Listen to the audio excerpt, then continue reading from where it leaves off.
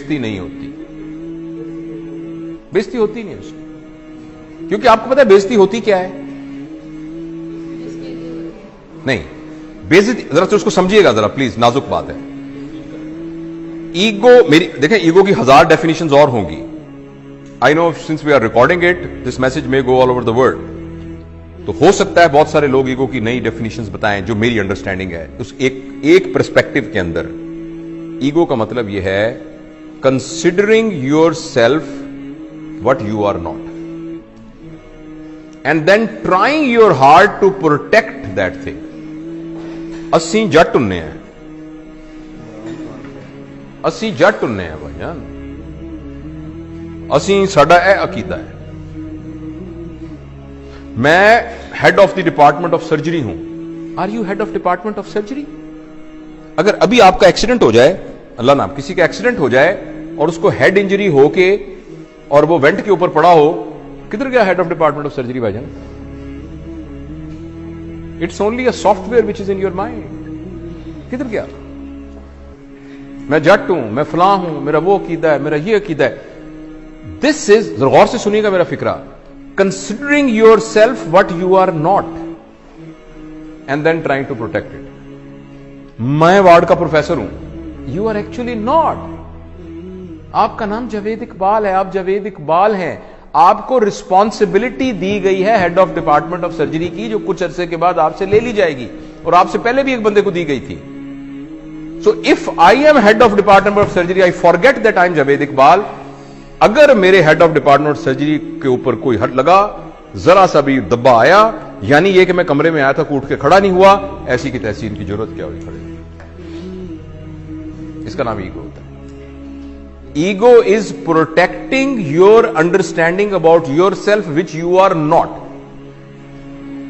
इसका नाम बेइज्जती होता है। थोड़ी देर के लिए आपको पता लग जाए कि मैं हूं क्या, थोड़ी देर के लिए आपको पता लग जाए कि मैं हूं क्या, आपकी सारी ईगो खत्म हो जाए। और सच भी यह कि हम कुछ भी नहीं है। और अगर आप इजाजत दें और थोड़ी देर के लिए ट्राई करना चाहें, मैं जरा मास्क ले लूं क्योंकि मैं आपके जरा करीब आ रहा हूं 6 फुट के डिस्टेंस से। अगर फर्ज करें मैं ऐसे मिसाल के तौर पे कह रहा हूं, आपको सिर्फ यह कहूं कि मुंह आपका बंद कर दूं और नाक भी बंद कर दूं, सिर्फ आपको पता है हवा के अंदर ये जो मॉलिक्यूल फिर रहा है ऑक्सीजन का, जो कि हवा से निकल के आपके नाक के थ्रू आपके लंग्स में गया, और लंग्स से फिर आपकी मेम्ब्रेन से क्रॉस होता हुआ ब्लड में गया, और ब्लड से आपके ब्रेन में गया, और आप अलर्ट हुए। इसको कितनी देर के लिए रोक लें, a human being will become a carrot, जिसको वेजिटेटिव फॉर्म कहते हैं। आपने सुना वेजिटेटिव फॉर्म? वो वेजिटेबल क्या होती है? कैरेट होती है ना, मूली और गाजर होती है। तो एक इंसान को मूली और गाजर बनने में आपको हैरानी होगी, 4 मिनट का फासला है। उस 4 मिनट की रस्सी के ऊपर आप कह रहे हैं मैं बड़ी शाय भाई, मैं बड़ा बदमाश है इलाके का, मेरी भी कोई इज्जत है, मेरी भी कोई ताकत है। क्या इज्जत है आपकी? हैसियत क्या है? वही बात समझ रहे हैं आप? मैं आपको साहबा के वाकया में से एक वाकया सुनाता हूं। हाँ, सारे नीचे पड़े थे। अल्लाह ने तरबियत का एक निजाम बनाया हुआ है। नबी करीम सल्लल्लाहु अलैहि वसल्लम के जमाने के काफी जमाने के बाद, जब लोगों के पास पैसा वैसा आ गया था, थोड़ी हुई थी, तो एक जमाने के, पता है उस्मान का जमाना था या अली का या बकर का रज़ियल्लाहु अन्हुम अजमईन, तो किसी बात पर एक सहाबी ने कहा मेरी भी कोई इज्जत है। तो एक सीनियर साहबी पड़े थे, उन्होंने उनकी दाढ़ी पकड़ ली, कहने लगे तुमने क्या कहा? ये क्या कहा तुमने सुना नहीं? इज्जत तो अल्लाह और अल्लाह के नबी की है, तुमने कैसे कह दिया? एक तुमने उसके हाथ काटन काम, वो तरबियत याफ्ता लोग थे, वो टांगे कांपनी शुरू की। उसने कहा मुझे माफ करो, ये कैसे मेरे दिल में क्या आ गया? और हम कह रहे हैं मेरी बेइज्जती हो गई क्योंकि मैं वार्ड का असिस्टेंट प्रोफेसर हूं। राइट? जो ट्रू लीडर होता है ना, ट्रू लीडर,